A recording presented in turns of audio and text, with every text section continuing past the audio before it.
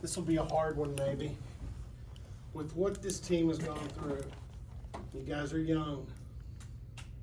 Has it caused you maybe in some ways to mature and grow up, realizing the game you love is also a business and it can get rough? Yeah, I mean, both of us being freshmen, we've had ups and downs of realizing maybe it's not what we thought it was or whatever, but I mean, you just got to go with it. I mean, it's just part of the game. You got to mature and realize everybody has their ups and downs, so you just got to roll with that through all the season. I would say, yeah, it's taken a lot of maturity to have a season like this and come back and still give effort and do the right thing. So, but I think it's a blessing in disguise. Just moving forward. What do you do? This is the counter to the question. What do you do to what you said, Jamyron, to say, I got to do things right. No matter what's going on, I'm going to be me and I'm going to do things the way I was taught and that are right. You just got to wake up with a mindset. I think we have guys on the team that's still pushing forward because there's still a chance we can make a Big 12 run, and we talk about it all the time. So just having that mindset that there's still some light in the darkness. Connor?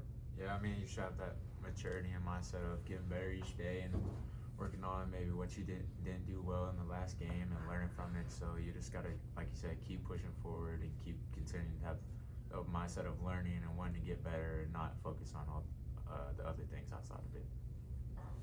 Along those lines, either one of you that wants to answer, have there been life lessons that have come along, things from the court that are going to benefit you in your life, and how much does Coach Boynton sort of address those sort of things?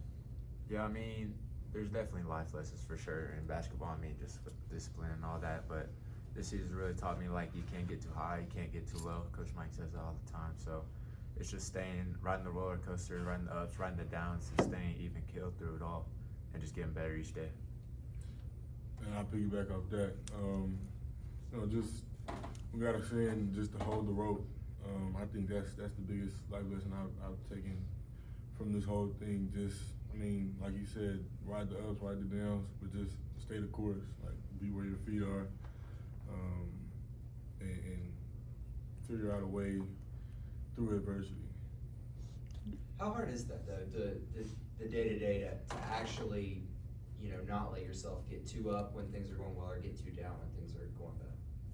It's definitely tough. I mean, there's days whenever you wake up, it's like you just don't want to do it. You don't want to do anything, but it's just that discipline that keeps you going, that gets you up, that makes you keep working and keep grinding at it. So it's definitely tougher some days than others, so you just got to stay even through it. Have you had many people, your persona, even from the first time you came in here and talked after you your game hit the hardwood and everybody noticed, have you always seemed and had the persona of being older than you are? Because you present that. I mean, like in high school? Yeah, I've always, taking it back to the single mother, she taught me to kind of grow up a little faster. Not that I had to, just to, be more responsible early. And I think with hanging out with older guys throughout high school, I kind of didn't have time to be, childish, and I just had to grow up a little bit faster. So yeah, I would say, yeah, I've always had that. Back when I talked to your mom a few weeks ago, and she talked about when you were in high school. She said you would sort of almost move to Dallas for the summers. Was that kind of some of what went into some of that?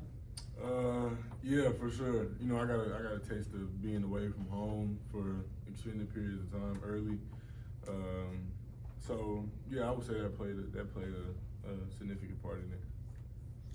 For both of you guys, I'm sure in high school there are things that you're worried about, rankings, who's getting offered what, things along that nature. But whenever you come to college, you're much more of a public figure. people on social media are talking about you, people on social media talk about the program you play for. How have you guys kind of adjusted to the mental aspect of that for both you guys? I mean, this year with the season we have, obviously things on social media are probably not what you want to see. So I mean, you just don't really pay attention to it. It's, if you're scrolling through, just not even clicking and looking at the comments and seeing what they posted. So it hasn't been that big of an adjustment, honestly. It's just you just don't really pay attention to it. Yeah, I would say I rarely try to see what people say or so I just don't really pay attention to it. Just trust the work we put in.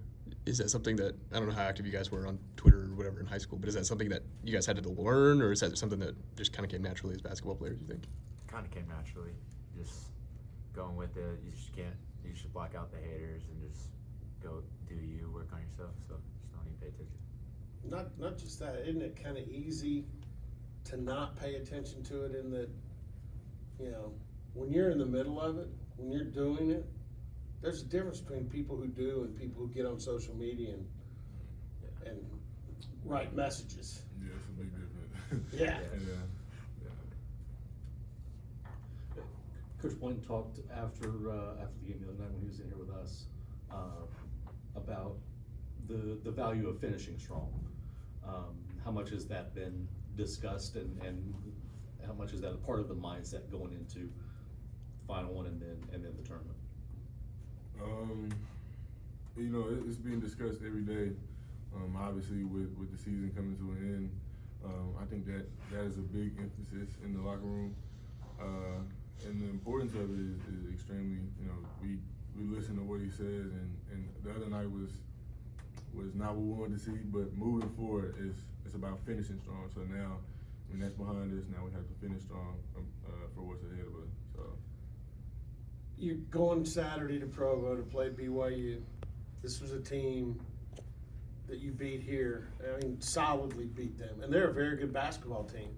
So you guys know as competitors, they're laying in wait. I watched them against Iowa State last night. Heck of a game. They got beaten in Hilton Coliseum, but were competitive. So going to Provo Saturday, your thoughts on walking into a game that they want you so bad from the game here? I mean, obviously we beat them last time, and then being the last regular season game and also being their senior night, they're gonna have much more of an edge than probably they did the first time. So we'll just have to stick to the same things we did the first time and just prepare in a way to finish strong. So You'll probably be circled in their scouting report. You heard them a lot of ways here. I think we're gonna go down there and compete. Knowing that they have their senior night and that we beat them last time, I think we'll have a heightened sense of urgency. So just going into that, we'll be ready. You guys like it knowing a team? Obviously, they respect you, and the respect is showing up that they'll play their butts off against you. You like that feeling? Yeah, for sure. Yeah, I think it's a good thing. If a team doesn't take you serious, I don't think you're doing the right thing. Mike said a couple weeks ago that John Michael's really stepped up in a leadership aspect this year. You guys you didn't know him different because you weren't here last year. But how have you guys seen John Michael as a leader throughout this season? he's probably been one of our most vocal guys this year of letting us know the things we've done right and also the things we've done wrong. After that, the Texas game, I think it was, he just set us straight and let us know like what we need to do to finish out the season. So he's been really well in that aspect. He's not only helped me, but I know he's helped Keller a lot too, and figuring things out this year and navigating us through it. What were some of the messages you were trying to get across after Texas? Texas, it was just we got to play harder. I mean, we got to guard. We just got, do the things that we talked about, how to beat the teams. We got to do those right. Yeah. Piggyback on him. John Mike, he's done a tremendous job of, trying to give all he knows, especially with a young group like this. Not only on the court but off the court. So John Mike has played a huge part in what we've done so far. So Connor, you had the big stop that led to a turnover, and then you obviously had the dunk. How big could that stretch of 5 or whatever minutes it was be for your confidence moving into this last stretch? Good. It's definitely good to come in the game and do something that helps our team and gets us a little bit of momentum. So that definitely helps your confidence a little bit of knowing you can go in and help your team win, get a chance for us to win. So it definitely helps. A while back, Brandon was in here and talked about the massive changes he had to make to his diet when he got here, and obviously with Jenny Boynton being involved, I know that's probably a big thing for all y'all. But for each of you individually, what have been some of the challenges of that, and how hard is it to kind of adapt to not being able to just eat the junk you want all the time? It hasn't been that big of a challenge, honestly. I mean, coming in, I'm a tall, skinny white guy, so I got to put on some muscle, some weight on. So Coach Mitch has done a really good job with us and through that of telling us what to eat, what not to eat, and obviously all the lifting and the conditioning stuff that goes along with that. So he's been really good in helping us. It wasn't really, it's not really hard. I kind of still, with the body frame I have, I kind of still have like a little bit of wiggle room. So it hasn't